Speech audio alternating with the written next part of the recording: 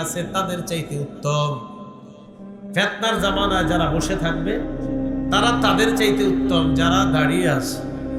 ওয়াল কাইমু ফিহা খায়রুম মিনাল মাশি, যারা দাঁড়িয়ে আছে তারা তাদের চাইতে উত্তম যারা হাঁটতেছে। ওয়াল মাশি খায়রুম ফিহা মিনাস সাই, যারা হাঁটতেছে তারা তাদের চাইতে উত্তম যারা দৌড়ায়। রাসূলুল্লাহ সাল্লাল্লাহু আলাইহি সাল্লাম বলেন, অনেকগুলা ফিতনা আসবে তোমাদের কাছে। ওই ফিতনার জামানায় যারা বসে আছে তারা তাদের চাইতে উত্তম যারা দাঁড়িয়ে আছে। যারা দাঁড়িয়ে আছে তারা তাদের চাইতে উত্তম যারা হাঁটতেছে। যারা হাঁটতেছে তারা তাদের চাইতে উত্তম যারা দৌড়াইতেছে।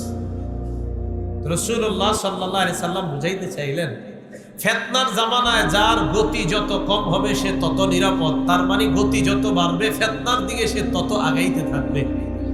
এটা বুঝাইলেন যে ফিতনার দিকে বেশি না যাওয়া। আল্লাহ আমাদেরকে হেফাজত করুন।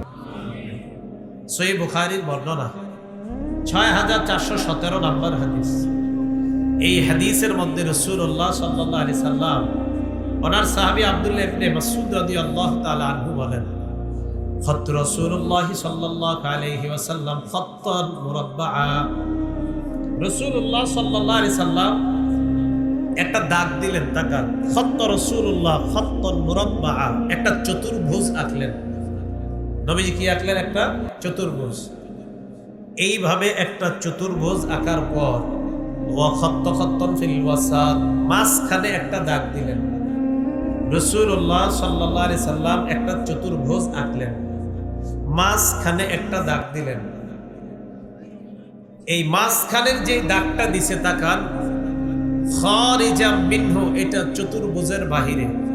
রাসূল একটা চতুর্ভুজ আঁকলেন, মাঝখানে একটা দাগ দিলেন, এই দাগটা চতুর্ভুজের বাহিরে। এতটুকু বুঝে আসছে সবার?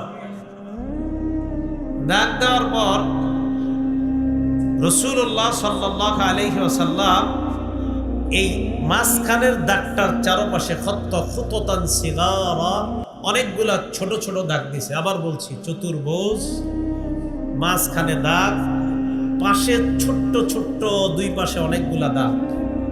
তাহলে বলেন তো, ছোট ছোট দাগগুলা কি চতুর্ভুজের বাহিরে না ভিতরে? আর লম্বা দাগটা এতটুকু বুঝে আসছে? আচ্ছা, তো রাসূলুল্লাহ সাল্লাল্লাহু আলাইহি সাল্লাম বলেন, এই মাঝখানের যেই দাগটা, এটা দেখা বলেন হাদাল ইনসান, এটা হলো মানুষ। এটা কি? এবার আল্লাহ রাসূল বলেন, এই মানুষের চারপাশে যে দাগগুলা, হাদা আজালুহু, এটা হলো তার, এই চারপাশের দাগগুলা হলো তার জীবন। নবী বলেন, চতুর্পাশের দাগগুলা তার জীবন, মাঝখানের দাগটা মানুষ, চতুর্পাশের দাগটা তার জীবন। ছোট ছোট যে দাগগুলা, এই দাগগুলাকে আল্লাহ রাসূল বললেন আল আরাস, এই দাগগুলা হলো ফিতনা। দাগগুলা ফিতনা। নবীজি বলেন, এই যে ছোট ছোট দাগগুলা, এটা হলো এক একটা ফিতনা। মানুষের জীবনে একটা ফিতনা যাবে, ওই ফিতনা থেকে বাঁচার পর আরেকটা ফিতনা আসবে, আবার ওই ফিতনা থেকে বাঁচবে, আবার আরেকটা ফিতনা আসবে। এইভাবে তার জীবনে ফিতনা আসতেই থাকবে।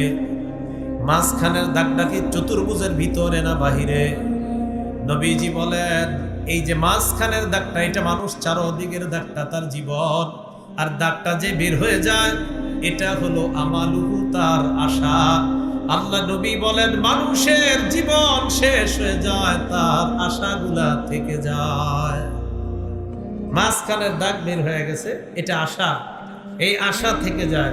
ছোট ছোট দাগগুলা ফিতনা। ফিতনা তার জীবনে একের পর এক আসতেই থাকবে। একটা থেকে বাঁচবে আরেকটায় পড়বে, আরেকটা থেকে বাঁচবে আরেকটায় পড়বে। রাসূলুল্লাহ সাল্লাল্লাহু আলাইহি সাল্লাম বলেন, এইভাবে তার জীবনটা শেষ হয়ে যাবে। ফিতনায় জর্জরিত জীবনটা এক সময় শেষ হবে। আর যে লম্বা দাগটা চতুর্ভুজের বাহিরে চলে গিয়েছে, এটা হলো তার জীবন, এটা মানুষ। তো মানুষ মারা যায়, তার আশাগুলা থেকে যায়। হাদিসের মাধ্যমে কয়েকটা শিক্ষা। একটা শিক্ষা হলো, মানুষ তার জীবন ধারণ ক্ষমতার চাইতেও বেশি আশা করে। আরেকটা শিক্ষা, মানুষের জীবনে ফিতনা একের পর এক আসবে, একটা থেকে বাঁচবে তো আরেকটা পড়ে যাবে। রাসূল বলছে, আমার শেষ উম্মতরা এই ফিতনায় খুব বেশি পড়বে।